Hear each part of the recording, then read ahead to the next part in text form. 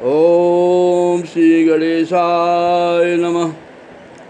ओम भक्ति हित स्वस्ति दो शक्ति श्रवण दृग प्राण इंद्र सूर्य गुरु गरुण प्रभु पुष्टि करे कल्याण। ओम शांति शांति शांति। ओम माँ सरस्वती का बंदन नमन करते हुए आज प्रश्नोपनिषद के चौथे प्रश्न पर विचार करेंगे। यह चौथा प्रश्न गार्ग्यवंशी सौर्यायणी मुनि ने महर्षि पिपलाद से किया था। पूछा था कि चतुर प्रश्न प्रस्तुत किए मुनि सौर्यायणी गार्ग्य, प्रभु निद्रा क्षण कौन सुर सोए जाग दर्शाए। सौर्यायणी मुनि ने पिपलाद मुनि से पूछा कि प्रभु बताइए कि निद्रा समय अर्थात सोते समय कौन सा देवता सोता है, जागता है या दिखाई देता है, और कौन अनुभवी नींद सुख, कौन बसे किस भाव, जीवात्मा परमात्मा सह प्रभु कहें अनुभाव। और कौन देवता निद्रा के समय सुखी महसूस करता है और किस भाव में शरीर के अंदर रहता है, तथा जीवात्मा और परमात्मा के बीच क्या अनुभव होता है, यह हमें आज बताइए। तो ऋषि बोलते हैं, पिपलाद ऋषि बोलते हैं कि उदित रश्मि विस्तृत धरा अस्त समय हो एक, त्यो निद्रा क्षण इंद्रियां मन मंदिर हो के।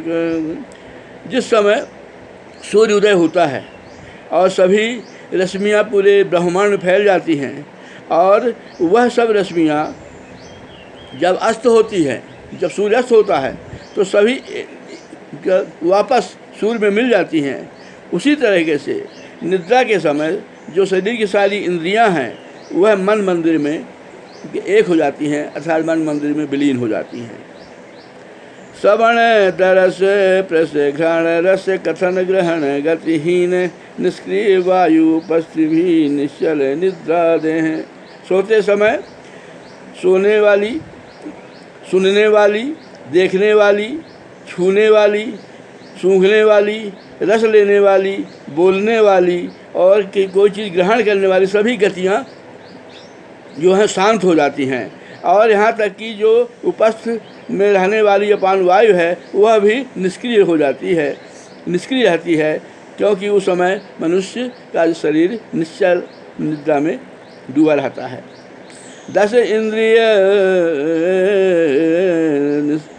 इंद्रिय मन चल गति, जो रवि रश्मि सगे हैं। और यह जो 10 इंद्रियां हैं वह उसी तरीके से अस्त हो जाती हैं जिस तरह से सूर्य की किरणें अस्त होते समय विलीन हो जाती हैं। 5 प्राण तन अग्नि निद्रा काल सुजान, अपान गार्ह पद प्राण दक्षिणाग्नि व्यान।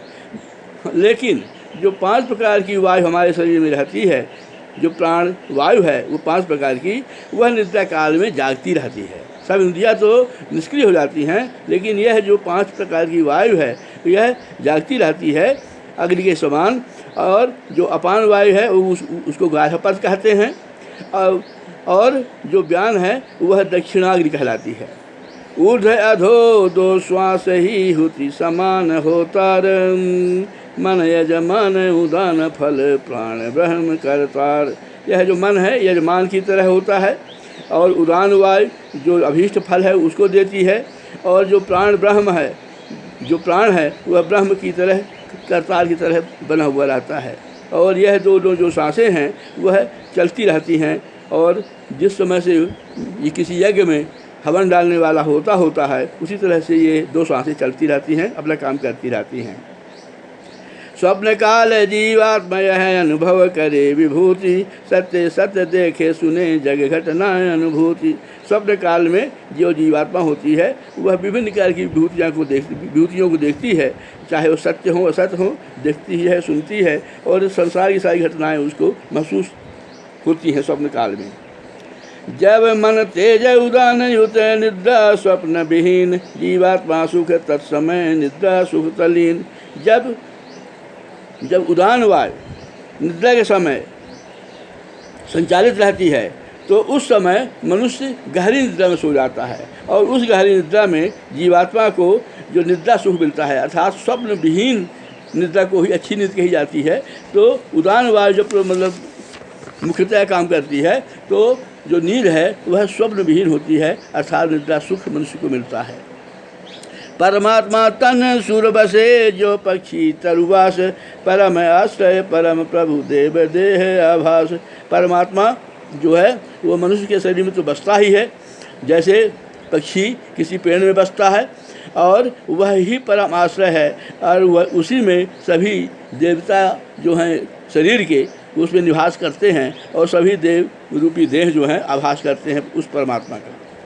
पंचभूत तन मात्र सह मन मति मद चित प्राण, ज्ञान कर्म इंद्रिय प्रभा आश्रित हरि कल्याण। जो 5 भूत हैं, आकाश, वायु, अग्नि, जल और पृथ्वी, और मन मद चित, ये अंतःकरण की 4 वृत्तियाँ हैं। मन मद अहंकार, और मत बुद्धि, और प्राण ज्ञान और कर्म जो इंद्रियां हैं, ये सब प्रभु में परमात्मा में आश्रित रहने वाली चीज़ें हैं, और उस समय यह सब परमात्मा में आश्रित रहती आती हैं। दृष्टा सोता घ्राण सद मनन बुद्धि करतार, जीवात्मा विज्ञान यह आश्रित प्रभु ओंकार। जो देखने वाला, सोने वाला, घ्राण सूंघने वाला, रस लेने वाला, मनन करने वाला, बुद्धि का से काम लेने वाला जो करतार है, अर्थात जो परमात्मा है, वह जीवात्मा रूपी विज्ञान को में प्रकट रहता है, और वह सभी ओंकार प्रभु में विलीन रहते हैं। रंग छाह तन रहित वह अमृत शुद्ध स्वरूप, जो विज्ञानी मर्मय है सर्वज्ञात सब भूत।